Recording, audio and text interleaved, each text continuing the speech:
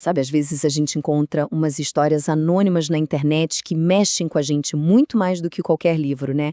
A de hoje é exatamente assim. É uma confissão curta, mas que nos joga na cara uma pergunta bem complicada. Qual é o preço da nossa lealdade? E a história já começa assim, ó, na lata, sem rodeios. Logo na primeira frase, a gente já está no meio de um dilema moral daqueles. Dinheiro em troca de silêncio, com a verdade sobre a própria irmã em jogo. Mas para a gente entender o tamanho real dessa traição, a gente precisa voltar um pouquinho, sabe? Voltar para um cenário que parecia ser só mais um dia de trabalho normal. Então, imagina o cenário. Uma casa enorme, daquelas imponentes. A irmã do nosso narrador limpava essa casa toda semana. Sabe, aquela rotina normal que faz a gente até baixar a guarda? Pois é, e é bem aí, claro, que a história começa a tomar um rumo completamente diferente. E o nosso narrador? Bom, ele estava lá pelo melhor dos motivos, ajudar a irmã, a família. Ele não era só um espectador, ele estava ali para dar uma força. É importante guardar esse detalhe, porque é justamente isso que torna o que vem a seguir, nossa, tão devastador. E como acontece em muitas dessas histórias que deixam a gente sem dormir, né? Tudo muda quando uma porta se abre. Uma porta que, olha, devia ter ficado bem fechada. A coisa toda começa com um pedido super inocente. Pode me ajudar a mover umas caixas? E a desculpa para a porta estar sempre trancada? Ah, ela guardava coisas delicadas lá dentro. Uma desculpa que, vá lá, até poderia colar. Mas, na verdade, era só a primeira pista do segredo que estava prestes a explodir. E aí vem a revelação.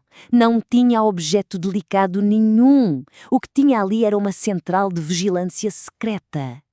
Naquele exato momento, toda a normalidade da situação simplesmente desmorona. Acabou. Mas o verdadeiro soco no estômago vem agora, quando ele percebe quem está sendo vigiado. Aquilo não era sobre segurança, de jeito nenhum. Era algo pessoal, invasivo. E a vítima era a própria irmã dele.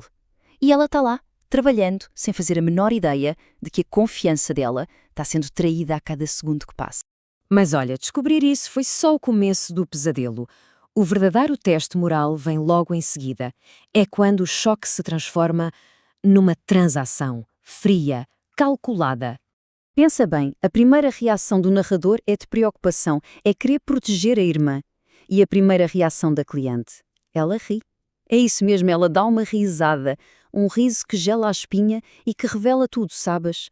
Para ela, a irmã dele não é uma pessoa, é só um objeto de entretenimento, que não pode se assustar.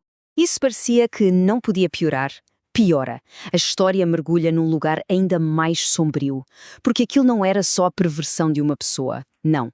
Era um negócio. A privacidade da irmã dele estava sendo literalmente empacotada e vendida. Transformaram a exploração dela num produto. O que acontece em seguida é o exemplo perfeito disso aí. Uma oferta que não é para consertar o erro, de jeito nenhum. É para comprar o silêncio. É para transformar uma testemunha em cúmplice. E presta atenção nos termos dessa oferta. Não é desculpa pelo incômodo. Não. É um dinheiro para ficar quieto, para não causar drama, para não fazer perguntas. É a compra explícita da integridade dele, disfarçada de uma solução tranquila. E ele aceita.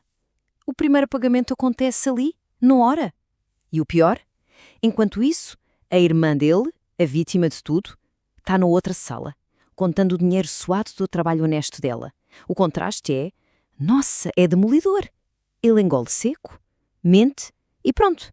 A cumplicidade dele foi selada com aquele envelope. O ato em si, a decisão, foi rápida, mas o peso dela, a consequência, isso é algo que o narrador carrega todo santo dia. E agora a gente vai ver o tamanho desse fardo. E aqui vem a parte que é de uma ironia que chega a doer. A irmã dele, na maior inocência, ainda diz que aquela casa é o melhor trabalho que ela já teve, que a patroa é super gentil, que paga sempre em dia. Imagina só, cada elogio que sai da boca dela é como uma faca no peito do narrador, um lembrete constante da verdade horrível que ele esconde. E essa é a tortura que ele vive todos os dias. Aquele conflito interno, sabe? A vontade enorme de simplesmente contar a verdade, de se libertar e libertar a irmã, contra o peso daquele silêncio que ele vendeu. E é aqui que a história atinge o seu ponto mais pesado, emocionalmente. No final das contas, ele não vê a cliente como a principal traidora na relação com a irmã. Não. Ele se vê como o traidor. Ao aceitar aquele dinheiro, na cabeça dele ele se tornou o primeiro e talvez o pior deles. A confissão do narrador termina aqui. Mas a pergunta? Essa pergunta fica ecoando na nossa cabeça. E não é mais sobre ele, é sobre a gente. Qual seria o preço do nosso silêncio diante de uma injustiça? E o que a gente faria se a vítima fosse alguém que a gente ama de verdade?